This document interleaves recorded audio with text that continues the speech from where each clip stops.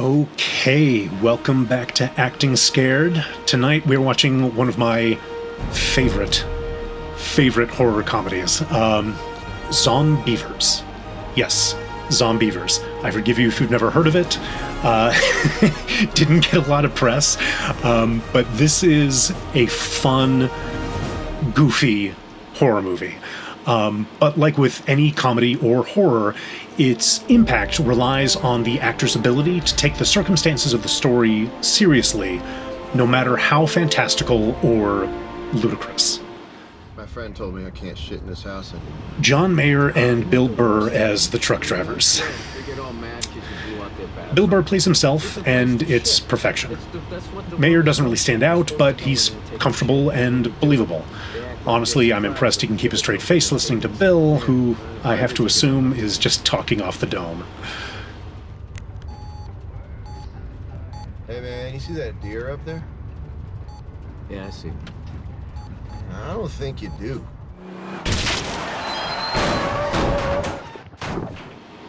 Okay, first scene, post-opening credits, Lexi Atkins. This is authentic distress. I buy it. It sets a tone of legitimacy that is then immediately shattered by Robert Schaefer's I Gotta Shit to remind us what kind of a movie we're watching. Sorry, the ladies' room was occupied. Slid a sheet I slid. All right, actresses establishing scene in the car. Tropey, but effective. We know who these characters are now. Hey, biatch, what did I say? Right, no texting.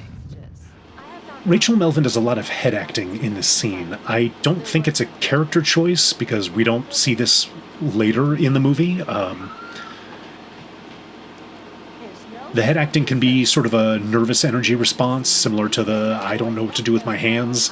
I mean, they're stuck in the room, she's on the couch, she doesn't have anything to do. What is the big deal, you guys? People went like thousands of years without cell phones. You can go 2 days. Gregerson's from Scotland.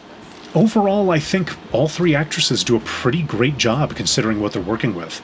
The dialogue isn't written fantastically, even for this kind of plotline, and we don't see any actor judgment. Solid. Okay, do mine now. Rex Linn nails the creepy without being threatening vibe. This film is not the highlight of his career, but he delivers the goods as if it were. Of course, if you'd have taken a step in his direction, he might have hightailed it. Okay, this is just delightfully over the top. Real? Of course not. But this is what understanding the tone of the project looks like.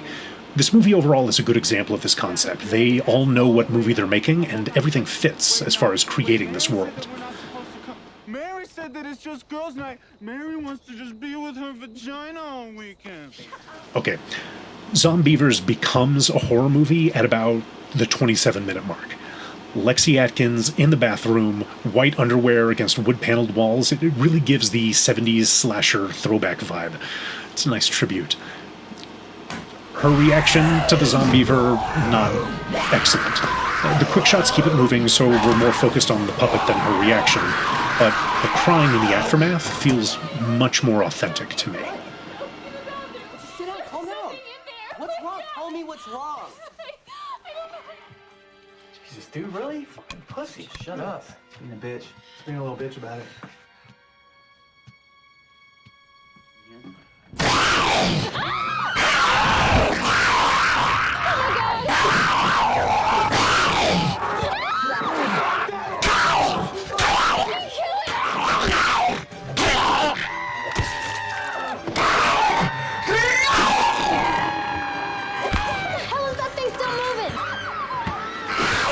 I was hoping we would see the high stakes of the situation when this happens. Someone want to get a garbage bag? I can't help but love Peter Gilroy in this. He really understood the assignment and why his character is even in the film. It would have been very easy for him to push this too far and make it about him, but he doesn't. When he's holding up his own foot, oh, chef's kiss, no notes.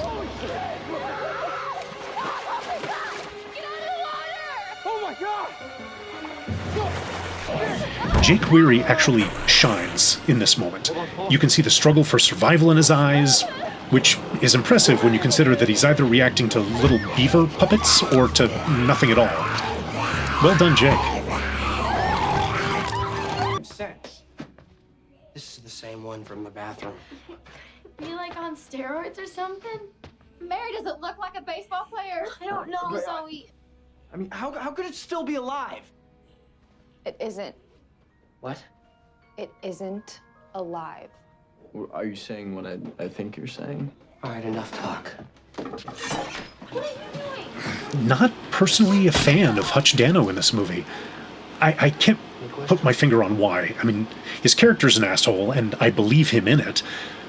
Maybe it's because I think he kind of looks like a younger me, and so I immediately feel uncomfortable. There's still no dial tone.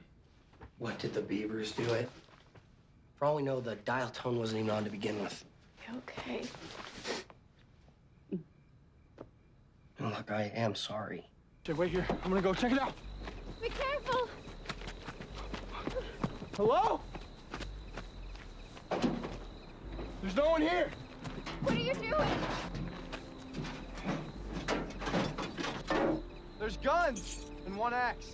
You gonna steal them? Yeah, whatever. We'll borrow them. I promise. I'll bring them right back. Here. What the hell am I supposed to do with this? Just take it, please. Should we go back to the cabin? Not just you guys. What? Wait. Courtney Palm is solid throughout this movie. She gets the role her character plays in the story, and she delivers. I believe her fear, I believe the panic. I wouldn't have minded if the filmmakers had made this movie even more about her character.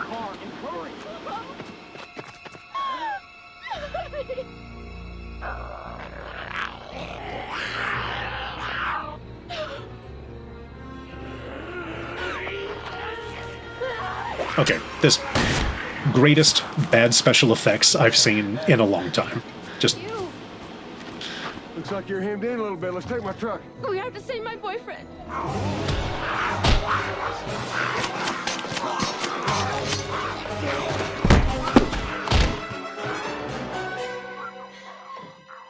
They're leaving.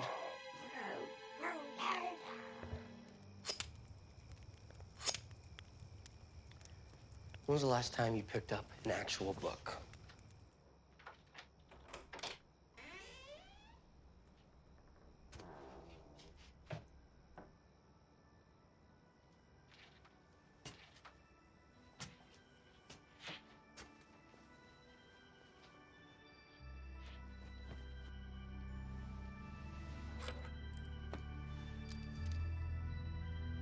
Jen?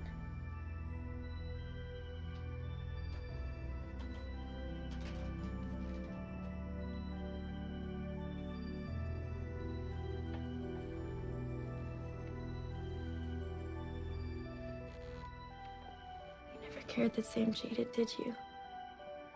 You only cared that it was me. Jen, I know that we've been through a lot, but this isn't gonna solve anything. I love you, really, but I just don't think of you this way.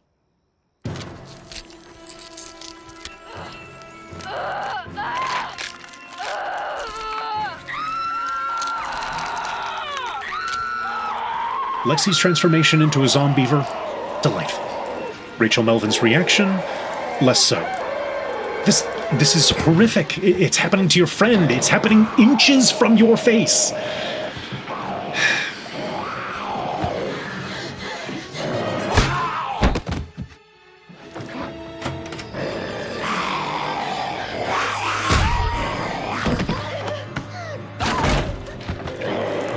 Horror comedy is hard to pull off.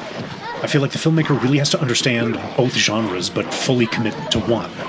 Either we have a comedy about horrific things happening, in which case the horror still has to be taken seriously, or we have a horror where the characters are organically funny, so the dialogue has to be expertly written and delivered. Most importantly, in general and for the focus of this series, the actors must be committed to the reality of the story.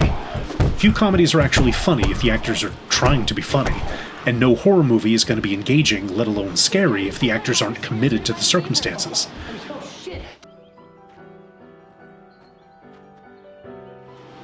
Zombeavers knows what it is, and it delivers. This is a really fun movie with genuine scares and, in my humble opinion, the right amount of camp. The film is self-aware, but the actors, for the most part, are not. I don't like to rate films, as all art is subjective, but I highly recommend this movie to comedy fans and horror fans alike. Hey, you see that girl? Yeah, I see her. I trust you.